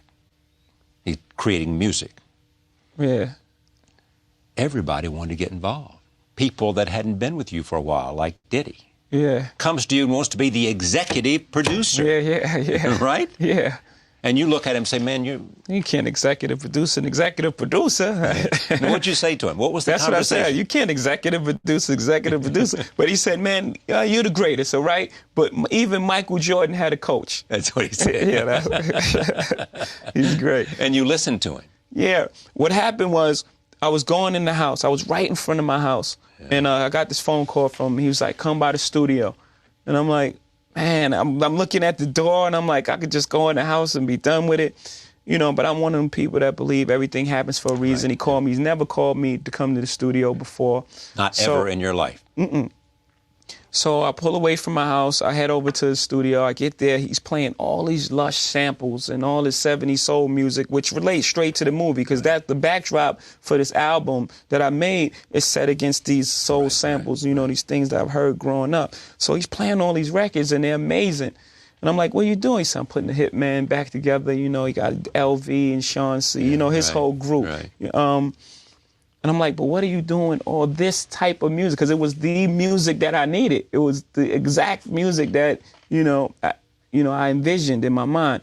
And he was like, man, I have nobody to give it to. You know, Biggie's not here, and I can't give these to just anybody. And I was like, well, he thought somebody who had Biggie's power needed. Yeah. And you were the one that he thought worthy of it. Yeah. And so I was like, well, give me all. I said, what do you do with this music? That's the best part. I said, what do you do with this music? He said, man, I just play it in my house and I just run around with my socks on. So you take it. So I take these tracks, it's like 30 of them, by the way, it's 30 of them. Then I just start picking apart the best ones and we just start working from there, you know? He didn't executive produce the album, but he was right there. I gave him associate producer credit, you know, and he was very instrumental in the album because he made the foundation to which all the other producers produce into. Because, you know, I would play it for the producer, say it has to fit in this. It has to sound like this. Sonically, it has to have this sound on it. And the great thing about Puff, what I really realize is he's a great producer. I've always known this, but it brought me back to that time. Some people think that's what he does best. He thinks that's what he does best. I think that's what he does best. He does think that's what he does best. It made me realize that he's not a good producer, he's a great producer. And he's produced Ready to Die and Life After Death and Mary J. Blige's album, Jodeci's album. And, you know, I start getting these tracks back and I'm like, who's doing this? Like, you know, like and he's a director. He's like, it's like Motown over there in my studio. I got horn sessions. I mean, the things that he added after the lyrics was on it. You had to hear the bare tracks. The bare tracks were great tracks, but what he added after it made it a movie and made it complete. Yeah. You reached out and had people do beats for you. Yeah. I mean, you said, I mean, this is what's amazing about this to me. I mean, you really put everything into this one.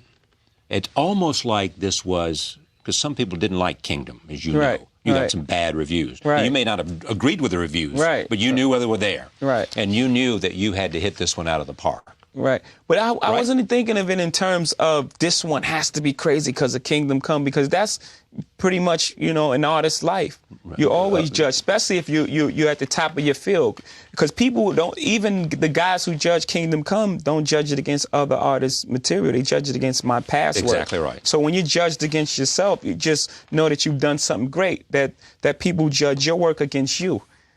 You know, which is a great thing. Especially you in terms of where you stand in the so I wasn't looking at it in terms of if I don't hit this out the park, I'm finished, because I know once people see my body of work, history shall record your greatness, right? Once people see the body of work, and I have a trail of, you know, great albums, Reasonable Doubt and Blueprint and Black Album Volume 2, and, you know, so on and so forth. Of all those, which one is closest to you, to your heart? I would say Reasonable Doubt, because it's my first one, and it took me 26 years to make it. Right, that's the first time. That's the first album came out. So each subsequent album, you know, it's a year later, you know, or 8 months later. This is 10, right? Number 10. Yeah, there's 10 studio albums, but I have like 15 altogether with the Linkin Park albums and Unplugged and, you know, Best of Both World albums. But Reasonable Doubt, because of the music, or simply because it was first, is closest to your heart? It was a great album as well.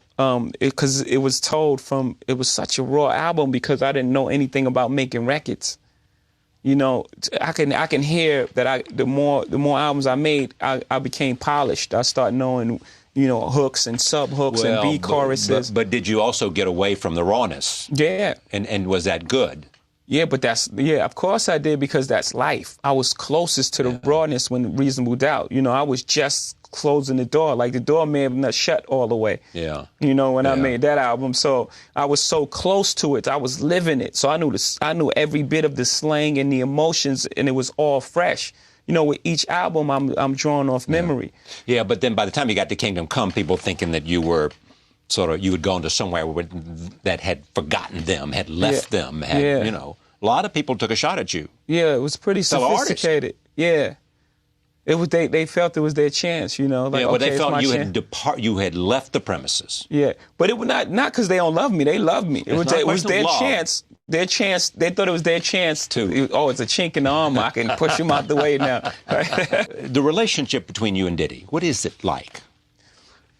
We had a friend in common in Big, you know. And what was the relevance of Big? Because you and I can talk about him, and I know a bit about him. But what was his? Such a charismatic, charming, incredible storyteller, likable guy. Like he's forever loved by hip hop. That's it. It's Biggie. Because it's just the way he was. His honesty, his brutal honesty. You know, black and ugly as ever. However, I stay Coochie down to the socks. You know, like he can do that. Like a Richard Pryor, he was in that way, where he can make fun of himself. You know, and he was just such a charismatic person. And we've had that in common for a while, but we always was competitive with each other as well. In every way, in fashion and music. Fashion, music. We all in the same business. We're all in the same field. So we competitive, but friendly competitors even along the way. Like when he won a fashion award, I sent him the presents. So we would send each other presents and things like that. Him? I would do stuff like I'll send him cigars and Patron on the red carpet. I make sure when he out on the red carpet, somebody came and gave him some, fresh Cuban cigars. No, I'm not trying to show him up. Really, just really. But you're not trying to top him in toys either, are you? No. We more so just being competitive. Not even so. I'm better than you. Just better moves, like the execution of something.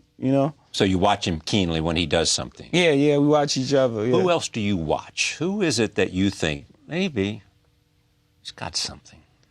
I mean, it's just Puff at this moment. Is that right? I mean, yeah, that's the only person that really has the entire package as far as going that far. Yeah. The package is what? Writing. Yeah, music, fashion, a bit of films, like, moguling. Moguling. Yeah.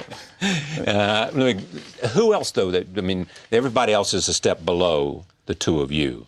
Not to say they're below, it's just that they're not in our sights as far as, competing on that level. Where is it going, hip-hop? Is there a sense that it's heading somewhere, or is it just simply evolving, getting better? Yeah, it's evolving. More sophisticated, more accepted, more whatever. As it becomes more mainstream, more people enter into it for the wrong reasons. Like with any genre of music, like in the beginning, you have people that want to do it just for that because the pay isn't great. Now in the beginning, artists wouldn't need, they was getting their publishing took, he was writing songs for free, for dinner. So who wanted to do that?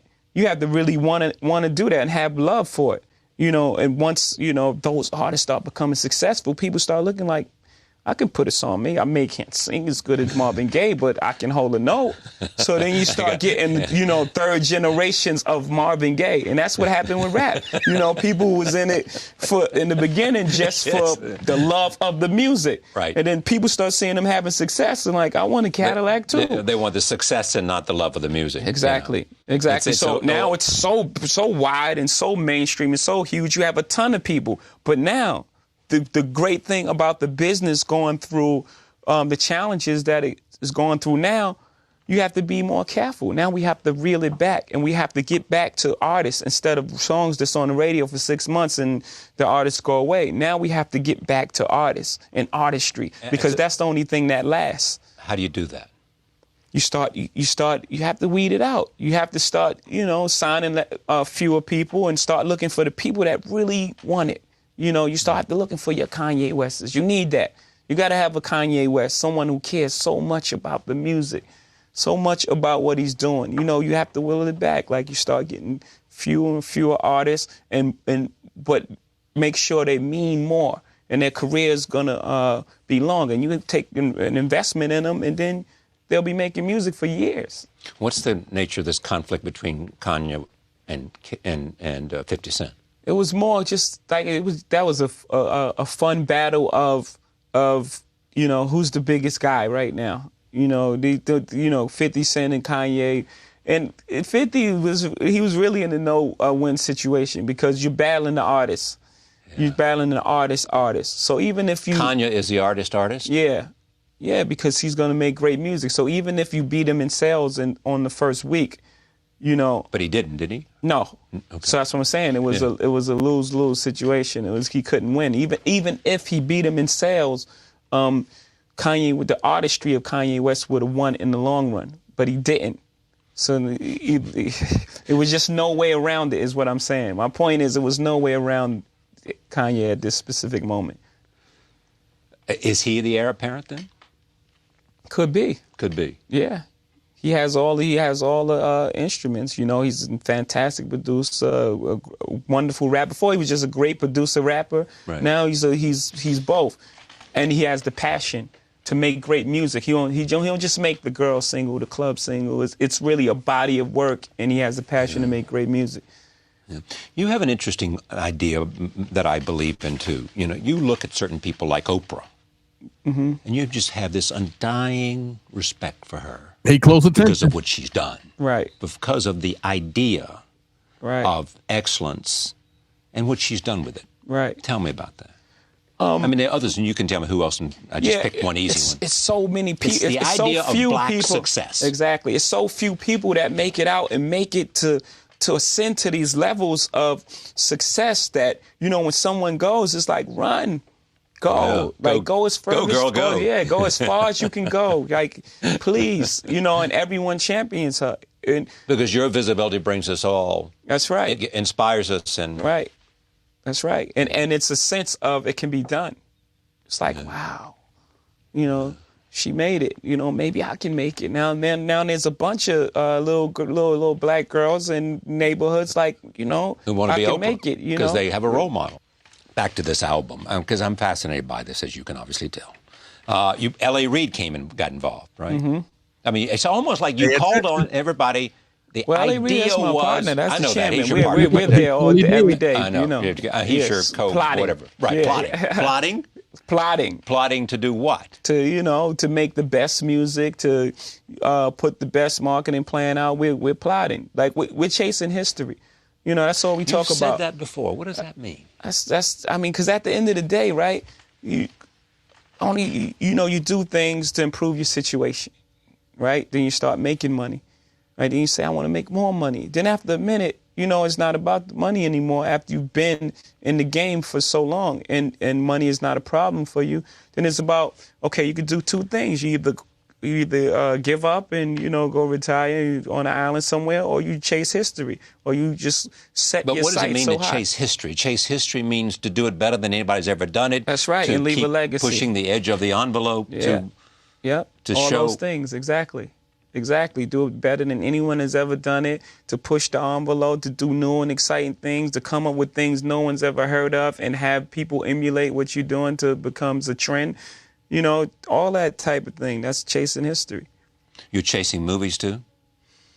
Well, I want to shoot I'm not really you don't ready look at for Denzel that and say, I want to be Denzel. No, I'm not ready for that commitment. But I want to shoot a small film. Go ahead. I want to shoot a small film for this album because, like I said, the album plays like a movie. It has a beginning, a middle, and an end. So I want to shoot from prey to falling to. Right. So I want to shoot a small film because it needs to be seen, because songs like Pray, which, you know, deep meaning, will never be shown on a video channel, you know, but it needs to be seen visually. These are the emotions, and this is the stuff that people relate to. So I believe it needs to be seen. I think it's very important. I think it's as important as any single I release. Pray is. Mm-hmm. Because it's the hustler's ambition. Right. And it's the fears as well. Pray for me. I'm about to go into this game. Pray for me. It's the fears. It's the I'm ambition. vulnerable. I don't know. I'm going to go out there. Exactly. And see what happens, because I cannot do it. I cannot not do it. Exactly. It's like either sit here and accept my life the way it is right now, or go through there and maybe there's a chance I'll improve my life. You have to do it. Give me a couple of lines of it. Oh, man. Anywhere there's oppression, the drug profession flourishes like beverages, refreshing, sweet taste of sin. Everything I see made me everything I am. Bad drug dealer or a victim, I beg. What came first, moving chickens or the egg? This is why I be so fresh. I'm trying to beat life because I can't cheat death. Very good. Fallen. Tell me what Falling is about. Falling is the point. It's the end of the album, and it's the point at which everything falls apart. Every decision you made is wrong. You know, you picked the wrong girl, you've made the wrong moves, and you stayed in too long when you should have stopped. You know, there's a million signs to tell you should have stopped, but you didn't, and you became obsessed with the game itself. It didn't become about any monetary gains. You just obsessed with the game. And, you know, like I said, the longer you stay out there gambling, the longer... The more risk you take, the more likely you are to meet some kind of disaster. Absolutely. But you haven't experienced that yet. No. Have you or not? No, I mean, not. You've had that's no real disaster. setback. I mean, you've had things that weren't as good as others because that's the nature of artistry. Right. I mean, Right. There's no painter that every painting is as good as every other painting. Absolutely. You know, tell me about this extraordinary relationship. Yeah, it was just it's just it's just one of those stories that's typical, right? It happens like, you know, what happens is there's a young lady who's by your side in the beginning. And this happens in many fields. Who's by your side in the beginning and she's helping you out, but the minute you have success, now you're getting all this new attention, you know, and all these new female energy, and you go for the one that looks aesthetically better. You know, it's not that she's better for you, but she's more arm candy. She's pleasing to the eyes. So you hang out with this girl, but she doesn't love you. But you write about, I mean, your song is about that. Right. She doesn't love you. She loves the game, and she loves that you're successful in the game, and you're the guy that everyone's talking about. So, yeah, I'm going to latch on to him. You leave your old girlfriend, you know, the one who was down for you in the beginning. And so in the song, I say, and that's pray that arm candy that you left for your ex, she stay down with you and come in handy, because come January it gets cold when the letters start to slow and your conversary's low, you know, like everything's falling down. And in the third verse I say, and that girl that you left, and now the girl that you left, she's getting her life together. She's getting her college degree coming, and the girl that you left for her, she moves on to the next hustler, because that's what she was really about. You know, it's just everything is falling apart, and it says bad news keeps coming. Hard to keep something on your stomach. You're sick about what your life is becoming. You know? That's good. And how do you deal with this, with the fact that you and your lady are the subject of such intense media speculation? Not so much speculation about something wrong, just celebration. Right. You just have to be yourself. You have to, regardless of what, you have to have a strong relationship that everything outside of that is everything outside of that. It's just magnified when you're on this level. You know, instead of, you know, your relatives in your business, the whole world is in your business. You know, you just got to continue on. There is here is what they do ask about you. Might you leave Def Jam? Yeah, my contract is up at the end of the year. No kidding, yes. Yeah, I mean, as everyone knows, right? I signed for 3 years and my contract is up. But I have a great relationship with LA. And I have a great relationship with the artists at the label, for the most part. And, you know, like I said, if everyone's there and we're all focused on chasing history, then I know there's a deal to be made. Other than that, I don't want to do it just to do it. I don't want a title just to sit back and have a title. You know, I want to discover what's next, and, you know, this new business that we're in. What's the model? I want to push for that. You know, I don't want to just make a bunch of music and throw it into the old machine, expecting it to work the same way it did 10 years ago, because that's not smart. As they say, new waters is constantly flowing into the river. Right, exactly. They mention Sony when they talk about where you might go. I mean, that's obvious because Beyonce has a deal there, and they know I know her. So, but you how know, long have you known her? Pay attention. Wow, a long time. How long? 10 years? However long she's been recording. That's when I met her. Well, don't you remember how long it was? Yeah, when I met her. I mean, was it 5 years ago? Was it? I met her 10 years ago. But did you say to yourself at that time, "Wow"? I said, yeah, that's a fantastic talent. Was that what you said? Yeah. Yeah, because you saw talent before you saw anything else. Yeah, because she was singing like a rapper. It was her first song with Wyclef, and she was singing really fast. And I was like, why is she singing so fast? And how is she? And then she was on key and everything. Yeah. I was like, oh, that's a talented person right there. Yeah. Back to Sony. You said people speculate about Sony because she's there. Right, but there's been no conversation. I've had no conversation with anyone from Sony. And Rick Rubin, who, you know, is a friend of mine, as you know, we collaborated on 99 Problems. He's as good as it gets, music guy. He's as good as it gets. Fantastic. What is it makes him fantastic? Because he has no commercial aspirations. Yeah, exactly. It's just all pure for music, for the sake of the song. Anything that makes the song. One of the few producers that pushed me in the studio. Like, you know, I think you could get that second verse better. I'm like, boy, you need that, don't you? Of I mean, course, of course, you'll never make history unless you're pushing yourself that absolutely. way. You Yeah, won't.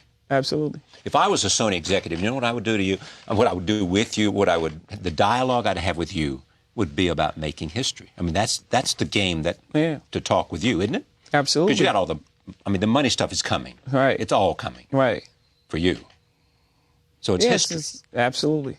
So Sony needs to make an argument as to how you can make history with them better than you can make history anywhere else. That's right. Like, we're going to be the guys who figure out the music business and the next model. We want you to run that. You should be at the forefront of that. I can negotiate with myself. I know, yes, I can tell. You know how to appeal to yourself. That's exactly what it is. Just what you just said. That's right. You can be the forefront of change. You're the guy that can take us there. And we want you to lead. They may need to hire you. You're doing a fantastic job as well. What do I know? But here's the other interesting thing, too. I mean, you deal with people, that are competitors, people that have said things about you that you didn't particularly like because they take shots at the guys at the top. Right. And yet you somehow are able to take it with a certain, flow. You have to. You have to. And some of them are at Sony. Yeah. You have to, because, you got to realize what's behind it. It's really not anything personal, because I don't know these guys. It's just ambition. Yeah, that's the ambition talking, because I don't know these guys. I hardly see them, and we don't cross paths for the most part. I don't know them. I know it's more a competitive thing. Like you're the guy in the way of the #1 spot, and I want it. That's it. It's just a competitive sport, and it comes with the job. What comes with the job? Wow. People taking shots. I see that. The notion that if you're at the top of the pole, everybody wants to be there, and the only way they can get there is take a shot. Either they got to build themselves up or tear you down. Absolutely. And Yeah. How are you changing musically? Wow.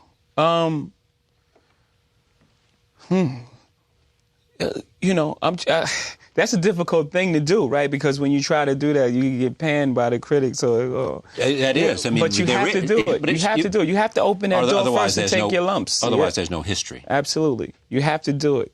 So a little bit at a time, I try to push the envelope and try to do different things. Even with the subject matter that I dealt with on this album is something familiar and people. I'm going to pause that, right? Because I want to get to this other stuff real quick. I'm going to pause that. And I'm going to ask you this question. And I want y'all to really think about what I'm about to ask you. Think about the movie Romeo Must Die. Can somebody tell me the female artist that played in Romeo Must Die? Can somebody tell me the female artist that played in Romeo Must Die? I know who it is, but I want to see if y'all know. Lord TT said Aaliyah. Mr. Libra said Aaliyah. EJ said Aaliyah.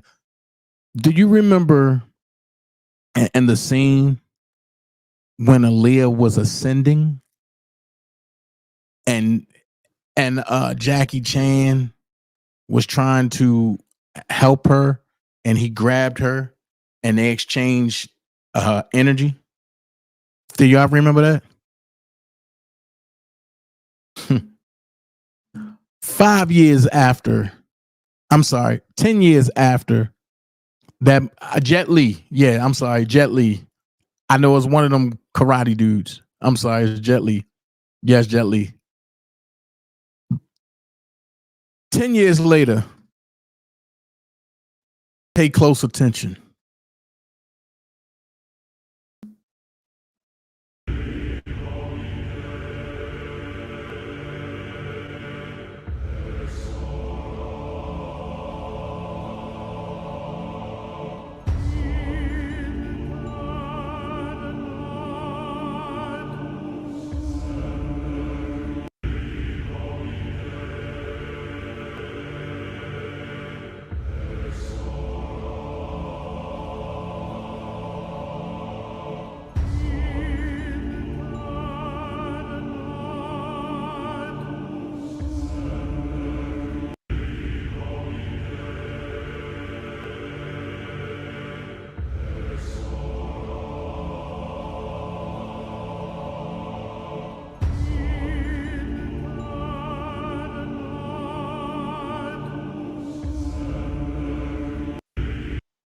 I got one question to ask you.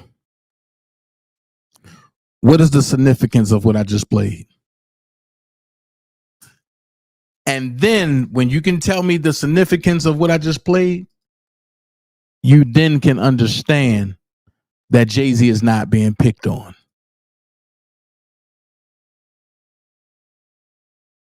Hold on, somebody said the demonic lady, somebody said face to face, somebody said witch in Hollywood.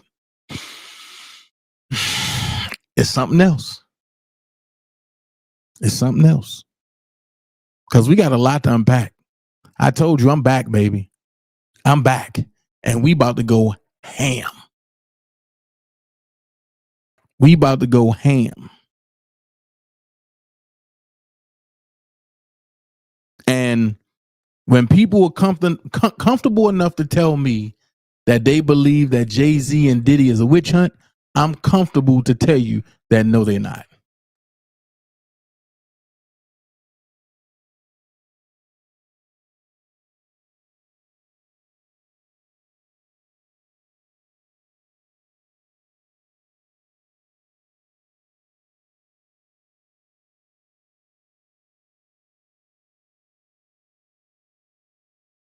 And one thing for sure, two things for certain before I get up out of here.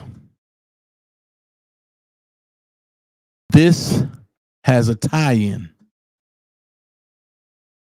And the tie-in just so happens to be the Democratic Party. And I know y'all saying, oh, Dana, I don't want to hear that. I don't want to hear that. Shawnee, you hit it on the head. Lexington, you hit it on the head. Everybody's correct. But Shawnee said they are warlocks on the hunt. There you go. And if you think I'm lying, here we go. Check this out. And this other guy, I don't have any ill will towards him, but his conversation is divisive, and that's not an evolved soul to me. So he cannot be my president. He cannot be our president. Once you divide us, you weaken us. We're stronger together. Once you divide us, you weaken us. We are stronger together. And without further ado, I would like to introduce to you the next president of the United States, Miss Hillary Clinton.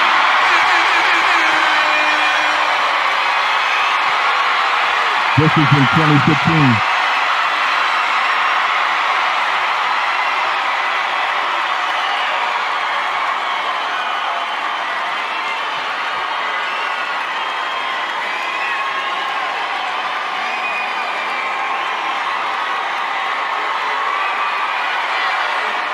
Jay memorably said something we should all recall.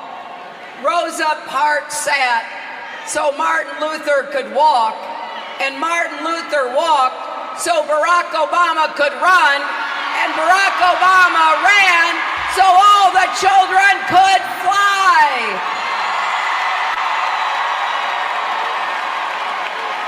Barack Obama ran so all the children could fly. Barack Obama ran so all the children could fly. Barack Obama ran so all the children could fly. Barack Obama ran so all the children could fly. Barack Obama ran so all the children could fly.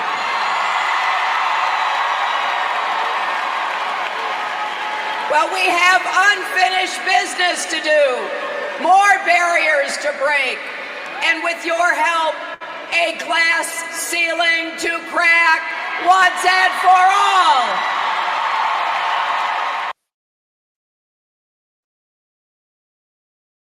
Barack Obama ran so all children can fly. I got one question to ask. When she said that, right? Since that, right? Since that, right?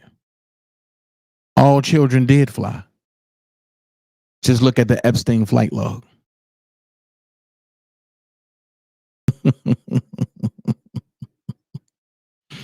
And Barack Obama was a CIA operative to destroy the United States of America from the inside out. And Hillary was supposed to follow up the plan. But God had other things to do. God had other things to say. God had other provisions in place.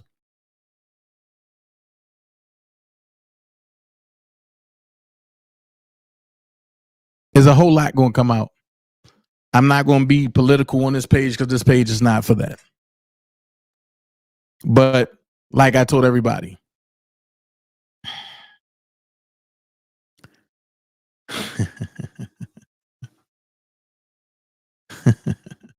like I said to everybody, it's not over. Not by a long shot. I'll holler at y'all later today about 3:30, 4 o'clock. We going back in. And I'm going to say this. Rumble is back up and running. I don't know what happened, but it's back. So with that being said, you don't have to be great to get started, but you have to get started to be great. Elephants don't swat flies, and jets fly over turbulence. Be someone important. I promise you. Be yourself. Until next time, I want to say thank you, Donald Trump. Now we're going to see if you hold to that, which I believe you will do, and pardon R. Kelly. But thank you, Donald Trump, for seeing beyond the lies that was told on that man. For the people that say, oh, Trump going to pardon Diddy, nah.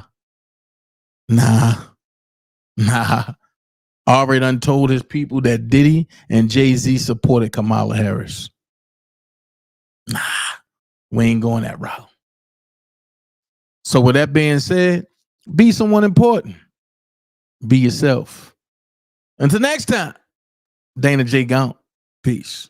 I thank you for joining me today. I don't like to waste time on stupid conversation. There's no profit in that. So if I'm around people that are always complaining with no solutions, then I'm wasting real estate in my brain for what I need to project. And what I project in my brain is what I project in my reality. So that real estate only has to be for evolution, things that are going to help me get where I got to go. You understand? Help me evolve. So if my conversation with you makes me stagnate, we don't have too much conversation either. I don't have no time for no stupid ass conversation. Swimming in you. Hey, little mama. Said I wanna take a dip in your pool. Just go look out there. Hey, yeah, yeah.